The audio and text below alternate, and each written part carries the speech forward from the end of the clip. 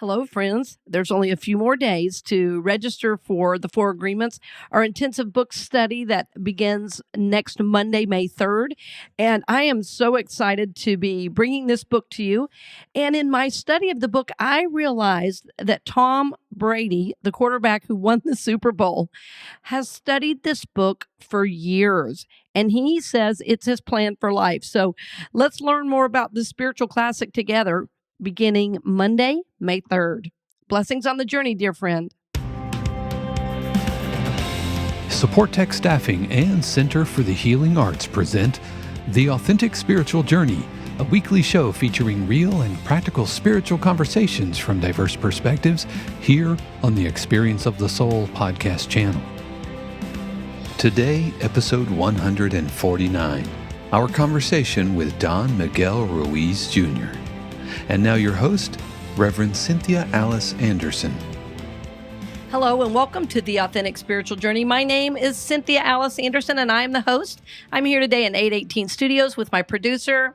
Hello, everybody. This is Dave Croft. Thank you so much for joining us for episode 149 of the Authentic Spiritual Journey. I hope that you've had an amazing weekend. I hope that your April has been amazing and just, I can't stop saying amazing. Hey, that's the word for today because we have a very amazing guest with us. Mr. Don Miguel Ruiz Jr. is here. Thank you, Miguel, so much for joining us today. Oh, thank you, Cynthia. Thank you so much for having me. Hello, Dave. How are you? I'm doing well. Thank you. He acknowledged the producer. Yes. No, yes. I used to work at Church Radio, so yes. Oh, you get it. Yeah. Myself. Yes, Miguel knows. Always be nice to the producer. Otherwise, they turn you off at the funniest times. Weird. I've never done that ever. Never. I'm messing with you. Dave is like the kindest, most loving producer ever. So here we are. We're in the show, and friends, we're always happy to be with you. Happy Monday. We love that you start out your week with us, and thank you for all the ways you've been sharing the show. It's all around the world now in over 80 countries, and one of the reasons we're here with Don Miguel Ruiz Jr. is because, well, a couple things. One, I want you to know about him. We all have heard about his dad, and more people are hearing about him and the great work he's doing because of all the many books he has. So, Miguel, if you don't mind, though, I'm going to start out with one of your dad's books because, he has been such a supporter of souls around the world with this beautiful Toltec wisdom. And the book I'm speaking of is for me. I mean, I'm actually calling this a spiritual classic. I'm trying to remember the year he wrote it, but it's called The Four Agreements. Yes. And we're getting ready to start a 4-week series on it myself, online. And so tell us a little bit about the book. Tell us, your experience. I bet you grew up with these four agreements. That's what I was thinking. I did. It came out in 1997. And I was 21 years old when the book was published, and I waited to get it. My dad gave me a copy of it, but I waited till I bought it, and it took me a long time to find it until I got into Berkeley. And then I began to read it, and at chapter 3, I put the book down because it was my dad telling me what to do all over again. That's the thing about being raised by the father, So when I was young, that's how I interpreted these teachings. Even though I was his apprentice, it was still that element of me, like, it's my dad telling me what to do all over again. Mm-hmm. Then life happened. The bubble burst. Life experience. I lost someone I loved very much. And I got to the point where I could no longer project any blame to anyone else. It was all me. Yes. And it's a moment where I can say that I crashed as an individual, like I hit my own rock bottom, and I picked up the book again, and I used it like everyone else has, and I used it to help me heal, to help me be able to clean the channels of communication within myself and be able to re-engage myself, and which allowed me to re-engage the community. So I was 26, 27 years old when I did that. And it really helped me in my life. Yes, and thank you for saying that. I think when somebody hears your name, for instance, they're going to make up a story that everything was easy. You got to follow in your dad's footsteps. And frankly, it's probably harder in many ways because you are surrounded by these teachings, and yet you have your own journey, your own soul's journey of development, of unfoldment, of evolution. So I'm glad you shared some about your journey, and we're open to hearing more about it, because it helps all of us know, we're all on this spiritual journey together. Yes. You can say that one of the biggest lies I told myself was, I'm a Ruiz. I don't have to do any of the work. This is all natural. And that was Yeah, one of the biggest exactly. lies. That was part of that heartbreak that I had, that I wasn't that image that I was Hmm. pretending to be. And no, it requires work. It's all work. It's an Yes. inner journey to myself. And one of the biggest things was, for example, even before I wrote a book, I was being interviewed, and the Hmm. questions that I would be getting would be, which one of the four agreements is the hardest one for you to practice? And I always answered, being impeccable with the word or taking things personal. It was always between those two of them, Hmm. until the day I realized why they're difficult. I was pretending to be a man who was impeccable with his word, and a man who didn't take things personal. I was pretending to be something I wasn't, and that's what makes it Yes. so difficult. And Hmm. that's when I became aware that I was using the four agreements as an instrument of domestication. That image that you were just Yes. describing, trying to live up to that image of Don Miguel Ruiz Jr. Well, Hmm. the main problem that the four agreements, as well as every book in our tradition, in our family, faces is Hmm. domestication, Yes. which is a system of reward and punishment by which we model the behavior of an individual, where if we live up to the expectation, we're worthy of a reward, and if we fall short of that expectation, we're worthy of the punishment. And since we are emotional beings who experience the full spectrum of our emotions, that Mm. reward feels like acceptance, which feels like love, and the punishment feels like rejection and the lack thereof of love, as the way we've Hmm. learned conditional love. So you Yes. can say that my domestication with myself was living up to the image of Don Miguel Ruiz Jr., who, in order to be worthy of love, had to be impeccable with his word, not be skeptical but learn to listen, don't take things personal.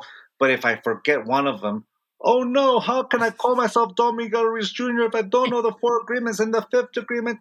And there's the downward spiral, punishing Yes. myself for not living up to that image. Hmm. And the telltale sign that I use the four agreements as an instrument of domestication is judging myself for taking things personal, judging myself for making Yes. assumptions, judging for the rest. And at moments, when I became aware that I was corrupting the four agreements, and I was actually practicing what I call the four conditions, which is the complete corruption of the four agreements. Yes. The telltale sign, like I said before, is judging myself for the four, not practicing the four agreements, and it's something I judge my other people for, because I can't give what I do not have. Right. So it's the moment I became aware how we corrupt all these beautiful things with conditional love. Is the same way we corrupt Deepak Chopra, Marianne Williamson, Jesus, Buddha, Siddhartha, Muhammad, psychology, Alcoholics Anonymous. We create all these beautiful traditions that allows us to let go of conditional love and embrace unconditional love. But we're so attached to domestication or conditioning Mm-hmm. that we will corrupt all of them. And in this case, the four conditions. And that was my journey with it. It's the moment where I became aware of it. And that's something that when I began to read it again, I stopped using my father as my domesticator, and I started using his teachings as something that was going to help me heal myself. Yes, beautifully said. And that domestication and the dream of the planet, that's right out of chapter 1 what you're saying. And we are all in fact domesticated by, our family of origin, by our teachers, by our schools, by our government, by really by Mhm. everything. And it is such a tremendous spiritual discipline and journey within that I'd say so much of the world is not yet ready for this type of 100% responsibility for your life. It's so much easier, if we can Yeah. just blame everyone else instead of really looking inward. And it's one of the reasons I think that this book is so important, and the books that you're writing as well. As I said right before we went on, there was a audio of yours I hadn't seen before, and I was really drawn to it. the one on sounds true. So I want to come back to that. But yes, we're all in this domestication. We're all, living in this dream. It's like it says actually on page 1, it says, what you are seeing and hearing right now is nothing but a dream. You are dreaming right now in this moment. You are dreaming with the brain awake. Mhm. It's and it's hard because we don't know that we're dreaming. See, that's just it. That it is Mhm. such a constant, like you say, either reward or punishment that we think this is what life is. Mhm. Yes, and oh, go ahead. No, I was gonna say it's like for us the dreaming is how we engage our life, our environment, which to me is to perceive and to project. How I perceive the information and life, Hmm. and at the same time as I project, which is the way I engage. Using my words and my thoughts, they're all my projections. So in Hmm. this way, I can create the most perfect harmonious dream or the most perfect nightmare, and every choice I make will reflect that consequence and everything Well, in between. So my work of art is my life. exactly. Well, like even that you were saying, you can corrupt anything and make it your domestication, depending Hmm. on how you're viewing it, where your consciousness is. And I think that's important too. I've seen so many, people study so much spiritual materials and they just use it as another way to shame themselves for not doing it right. And it's like, no, this isn't the point. The point is to free us. But as long as we're still projecting, if I'm projecting my spirituality onto you or my whatever inner wisdom onto you, then I don't have to own it for myself. So Hmm. it is, it's a trap of the culture for sure. Hmm. Um, and we're constantly marketed to believe, that we're not enough as well. So it all feeds into that. And I always say at some point you do have to unplug. At some point you have to get quiet enough to hear your own inner voice. Otherwise, I think we get pretty stuck very easily.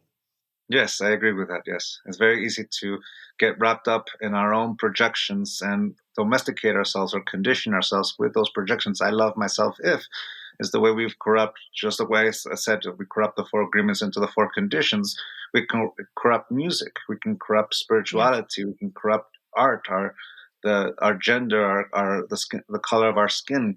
We can corrupt virtually everything that we can come up with. I love myself. I'm cool if I listen to this kind of music, and I'm a square if I listen to this other kind of thing. It's we find that conditioning everywhere else, and we find that in our romantic relationships. We find that in those kind of things, and it reminds me of something that Eleanor Roosevelt said, which is my favorite quote: "No one can make you feel inferior without your consent." Which, Yes. if I change it just to fit me, no one can make me feel inferior without my consent. Mhm. I love that phrase because it reminds me that my domestication only has power for as long as I say yes to it. Yeah. Just like Siddhartha, that faces when he resists the temptation of Mara, when for the three daughters, he does not give in to the temptation. So Mara gets so mad and angry, so he sends his armies to destroy Siddhartha, and they shoot their arrows at him. And he looks at those arrows and he decides to turn them into roses, meaning he doesn't give those arrows permission to hurt him. Yes. So for me, no one can domesticate me without my consent. How do I give consent? By saying yes to it, by Mhm. agreeing. By And the agreeing with it. best way to let go of conditional love, our domestication, is by forgiving ourselves for ever saying yes to it in the first place. Yes. Yes. We talk a lot about forgiveness on this show, and we're going to break here in just a minute. When we come back, I want to, if you don't mind sharing a little bit about some of your forgiveness practices and self forgiveness. Yes. I teach so often about it, and I believe very strongly in the power of forgiveness. And Mhm. I think first of self, I believe that basically all our unforgiveness of others is simply a reflection of our own lack of self forgiveness, and then Mhm. that anger and that judgment gets projected outward. So I agree. I'd love to hear more about that. I didn't know we were going there, but I trust that and I want to do that. Let's do it. And before we go for a break, I want to read the four agreements just to bring them all into our consciousness. If you're new to this work, and I know some of us have still never read the book, and it's like another Bible for me. It's be impeccable with your word. Don't take anything personally. Don't make assumptions, and always do your best. Yes. Always do your best. Those are power packed. They sound so simple, and yet there is so much, contained in those 4 agreements. And again, so much freedom, so much joy if they're used properly. So we're going to talk a little bit more when we come back right after this. We have just a short break with a few messages, and we'll be right back with Don Miguel Ruiz Jr. We'll return to the program in just a few moments, but first, we wanted to give a special word of thanks to our podcast partners, Supportek Staffing. Supportek Staffing is an innovative staffing agency built on the principle of caring about employers and employees as they navigate these new workforce and workplace challenges. If you're an employer, they want to be your human resource partner and help with the changes needed during the pandemic. If you're a candidate, they want to become your lifelong career agent to help you grow into your fullest potential. Supportek prioritizes support over volume, integrity over profits, and will treat your business and your career as if it was their own. You can learn more at supportekstaffing.com. That's SUPPORTEK staffing.com. And finally, we want to give a special word of thanks to Center for the Healing Arts. Center for the Healing Arts is one of the first dedicated group practices devoted to challenging, supportive, and nurturing therapy. Their dedicated therapists have a wide range of expertise, including relationship and couples therapy, individual therapy, addictions, neurofeedback, play therapy for children, adolescents, and families, and therapy for blended family issues. They also regularly offer day-long intensive workshops for relationships, addiction recovery, adult children of alcoholics, and healing trauma in the LGBTQ+ community. For more information, head over to centerforthehealingarts.com or call 407-657-8555, extension 1. We now return you to this week's episode of The Authentic Spiritual Journey with your host, Reverend Cynthia.Anderson. Welcome to the Art of Showing Up, how to bring your true self to all your relationships.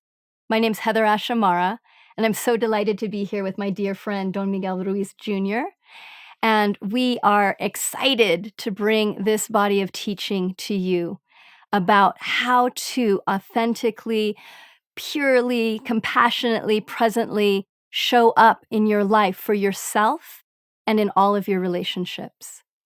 Our intent for this program is to help you to bridge that gap of the places where you've lived your life for other people, or where you've put your attention to fixing or helping or supporting the people outside of you, and to start by bringing your relationship to yourself as your number one priority, which is why we start with the art of commitment.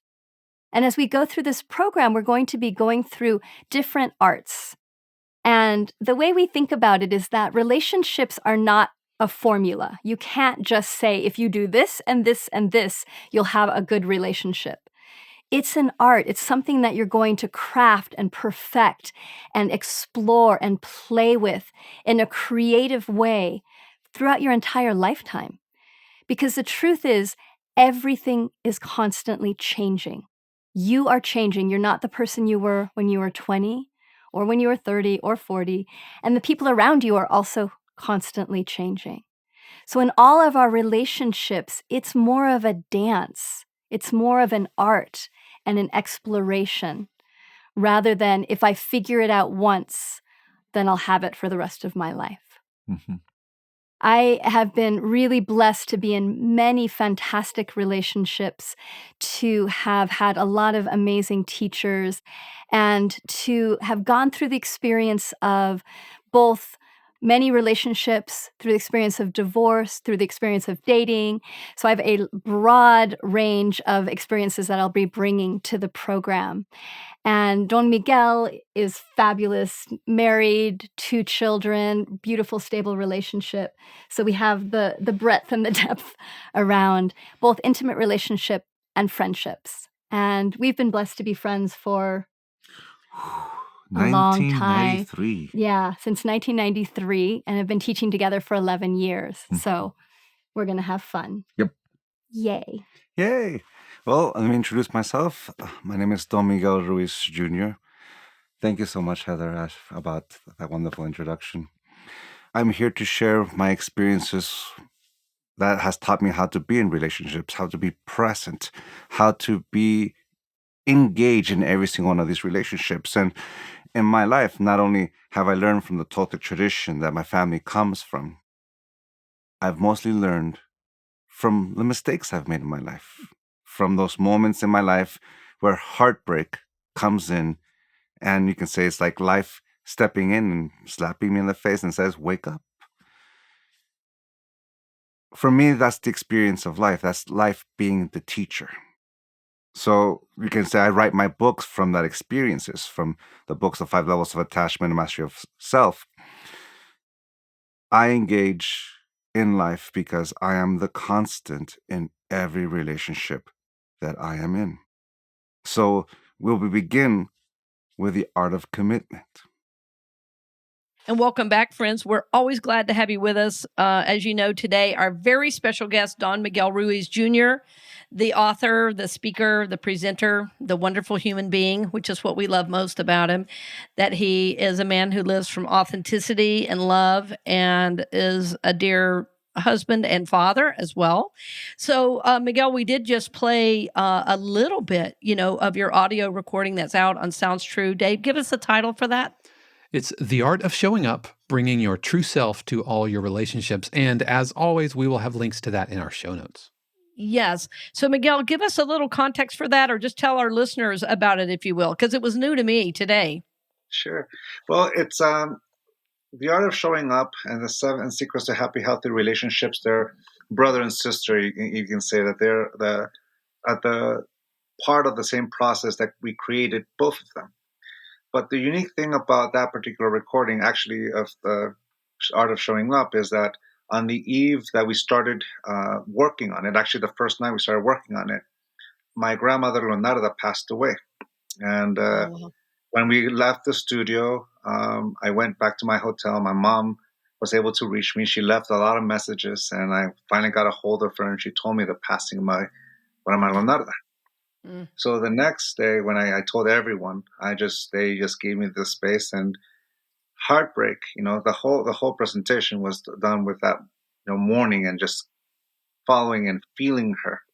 Yes. But the moments of heartbreak is, we have love. We mourn because we love. If we didn't love, we wouldn't mourn.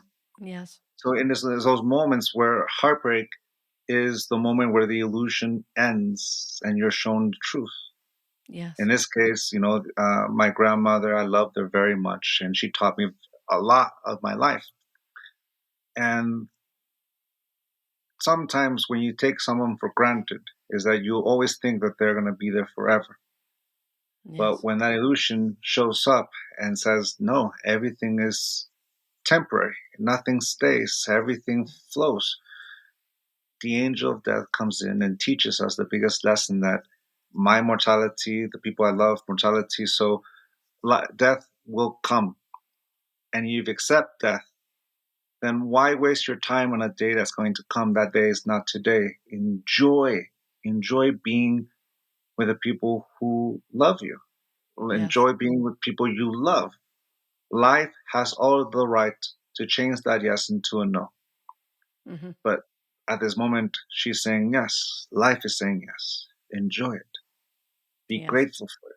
And it's the thing that allows us not to take someone for granted.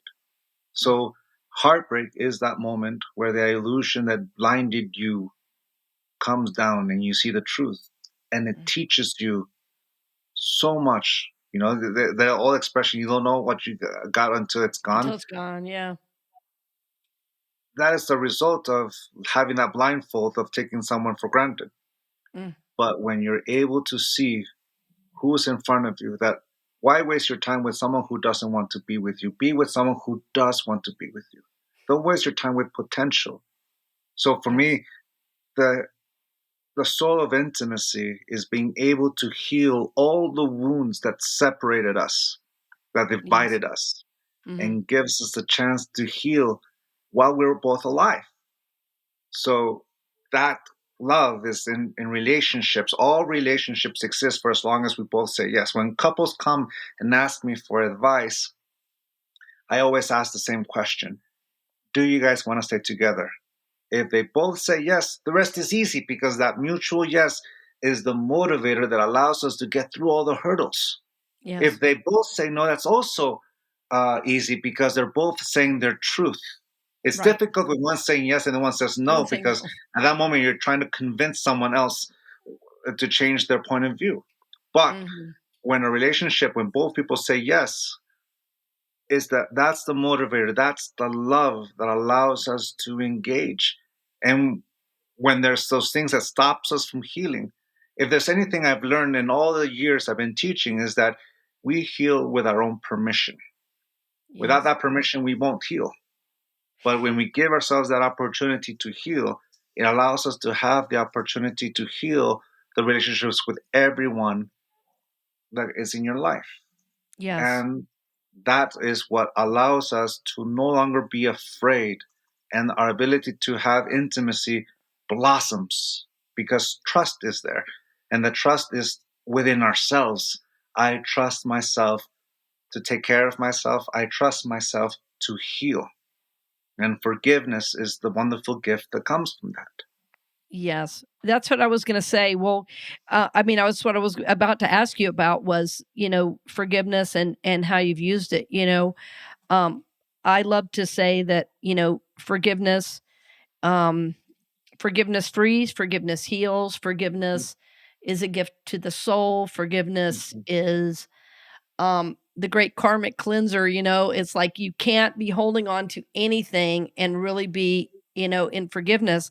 And I wanted to hear a little bit about how you use forgiveness in your life, because I think sometimes people forget when you're an author and you're a speaker and you're a presenter, it's easy to say, well, his life is perfect, but your life, like anybody else's, would be quite sure is full of ups and downs. You have sadness, you have joy, you have uh, um, issues with family. We all have, things we have to work out. And you have your own journey. You have your own soul evolution. That's apart from your dad, your brother, whatever. Apart from your family, you have your own journey. And part of my teaching is that we're all 100% responsible for our journey. And I just think forgiveness is a real key. So if you don't mind sharing a little bit about your Sure. process and how you use forgiveness on your journey. Yeah. Sure. There was a teacher in my life in Sacramento not too long ago, a few years back, actually. Actually, 5 years. It's been time. Wow, 6 years now. Who put it in a phrase that just was perfect for me. Forgiveness is the moment you no longer wish the past was any different. It is the moment you accept it and you let it Yes. go. It's when you no longer wish there was any difference. It's the moment that it happened. It's something that happened in your life. This event, this moment, this action, this word. Now, I can't go back in the past and change a yes to a no or no to a yes because life no longer exists in the past. The past, in fact, only exists in my mind as a form of some memory, and I can't change that. Just like the Right. future doesn't exist yet, it only exists in my imagination, and my will cannot be expressed then at the moment. The only place where I'm able to express my will is where life lives, which is in this present moment, this right now, this moment of sliced time. If I understand this concept, then it's the moment where I have come to peace in terms with it. Now, to let go of it, to release it, there's an image that my brother Jose uses. The image is of a scorpion that stings itself over and over again with its own tail, administering itself its own poison, its own emotional poison in this case. So, to me, to let go is the moment where I no longer drink the poison that I Yes. administer to myself, Yes. which means I no longer hurt myself with the past. I no longer use it to subjugate myself, to hurt myself, to make me feel inferior with. It only It happened. It happened in the past, and it's up to me whether it's going to continue to impact me in the future. Yes. So it ends that cycle with me at this very moment by accepting. I no longer wish the past was any different. I accept it. It happened. And I'm not going to use that moment to hurt myself again, like that scorpion that stings itself over and over again. When I have that for myself, all of a sudden I'm able to give that with other people. Because in healing my relationship with other people, it allows, it's basically the reflection I've done with myself. For example, with the 7 Secrets of Happy, Healthy Relationships and the Art of Showing Up, both of them, my contribution came, besides my grandma passing that night, is that when Heather Ash asked me to work with her in this project, I had just finished healing the relationship with my first love. It's the moment where I heard her. I listened to her not as the image I had of who she was, but I saw her as an image, as a living being. Yes. And it's the moment where I understood the difference between guilt and remorse. Guilt is punishing yourself over and over again for something I wanted to do. Mm-hmm. And every time I think about it, I judge myself por mi culpa, por mi mea culpa, por mea culpa. But here's the thing. If life were to give me the chance to do it again, I would still do it because that's what I wanted to do. So that's what guilt is. Punishing yourself over and over for something you wanted to do. Remorse, on the other hand, is this. I see the ripple effects of my actions.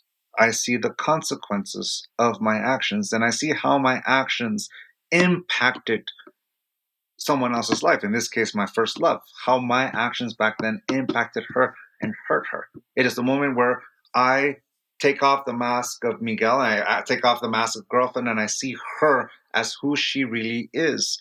And I listen to her for the very first time. If life were to give me the chance to do it again, I wouldn't. Not because I got caught or whatever, it's because I now know the consequences of those actions and they're not worth it. Yes. Because I don't want her to experience that pain again. So there's, you can say, so the apology came. Not an apology of an ex-boyfriend or whatever with guilt, but the apology of a man who sees the consequences of their actions. And I'm here to make amends, not by asking for your forgiveness. That's not for me to ask or for you to give me. It's for me to stand up and say, I did this and I apologize because now I see how it impacted you as a human being. Yes. So guilt and remorse. And you can say, when I knew the difference between the two and I ended that turmoil within me, when I went up to heal my relationship with my first love, which she and I gave each other many opportunities, and we were like two porcupines whose quills just fitted each other perfectly. We knew where it went, every time, but we still had that mutual love for one another in different ways, not romantically anymore, but we mean something to each other. We always gave each other that chance until I did the work. Imagine me, I'm that ex-boyfriend that did the work, and you gave me the chance, and I was able to come to the point to recognize you as a human being and no longer project onto you any blame. It's me. So at that moment, I own my consequences. I own my actions. To have free will, to be able to say yes and no with a complete freedom of life. That's what free will is. To say yes and to say no. And my no is just as powerful as my yes. And like Uncle Ben told Peter Parker, with great power comes great responsibility, which also means that I am responsible for the consequences of my choices. And mind you, a consequence is not a punishment. A consequence is the end result of an action. For example, for every action, there's a reaction of equal force. That's right. That's what it is. So I own and I respect myself. I respect myself to say yes and no with my complete freedom, which also means I respect myself to experience the consequences of those choices. So you can say part of my healing was owning up, and that allowed me to see and know the difference between guilt and remorse. And Yes. luckily for me, it helped me heal a wound with an old, my first love, and a wound that infected every relationship since. And Yes. the person who benefited from that healing was not just she and I, but my wife, Yes. Of because course. my wife no longer has to deal with that infection Mm-hmm. in me. Mm-hmm. It's no longer corrupting our relationship. Yes. I And think that's the that's power of forgiveness.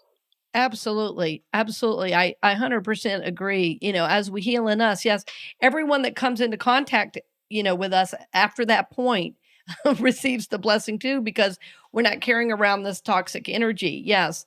Mhm. And yes, I often describe it as, that it's not condoning somebody else's bad behaviors. It's about us releasing this toxic energy that's held us back, and so limited us.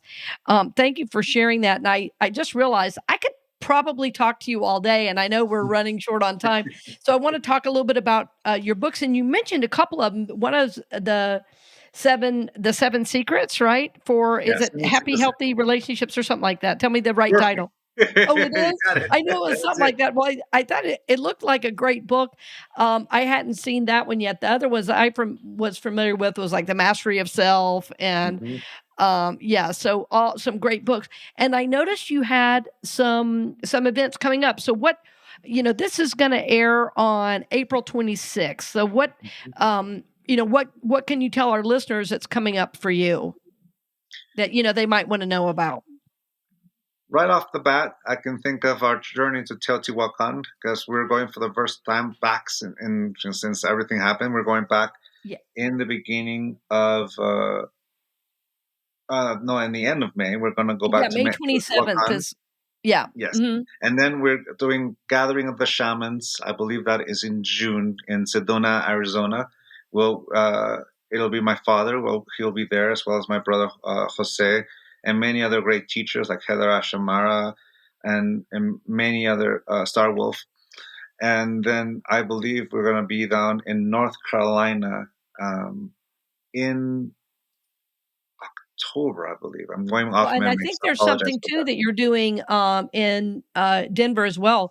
So Yes, I heard about that. I Yes. know Dave will always have links in the show notes Thank you. for Don Miguel Ruiz Jr. for his website, for his events, for his books. And I just thank you, Miguel, for being with us. And I know that you're a blessing, and I know you're um, as as much as you honor your dad's work, you also have your own work to give, and that's what I want our listeners to know about, and some of the great books and events you have going on. So I honor you, I honor your family and the work you're doing, and we're very happy to be a part of letting more people know about it. I'm amazed that people might find out about your work through us, and I love that because Mhm. we love to be a connector of people and of souls, and this is what we're about. Our show title is Authentic Spiritual Journey, and we believe that we're all here to grow, to prosper, and to evolve. And so not only have you done that, but you're teaching others to do that as well. So we thank you. We bless you in the great work you're doing in what I will call your mission and your ministry, really. Your life and your teachings are your mission and your ministry. So we bless you in the work you're doing. Thank you so much for being with us. And friends, listeners, thank you for being with us as always. We love when you share what you hear. We see our world, friends, awakening. And I want you to know that even though you don't see it on the news, the world is waking up, one soul at a time. So as we gather together in community, as we listen, as we share, we can encourage each other and wake up together. So blessings as you go throughout your day, dear friends, and thank you for joining us. We hope you've enjoyed this episode of the Authentic Spiritual Journey presented by Supportek Staffing and Center for the Healing Arts. This channel is also made possible because of listeners just like you. If you would like to support the channel with your tax-deductible contribution on an ongoing basis or through a one-time gift, head over to experienceofthesoul.com/support. The Authentic Spiritual Journey is copyright 2021 Cynthia Alice Anderson, all rights reserved. Our theme music is composed by Dave Croft and used with permission from RR Hot Publishing. The Experience of the Soul podcast channel is a production of 818 Studios.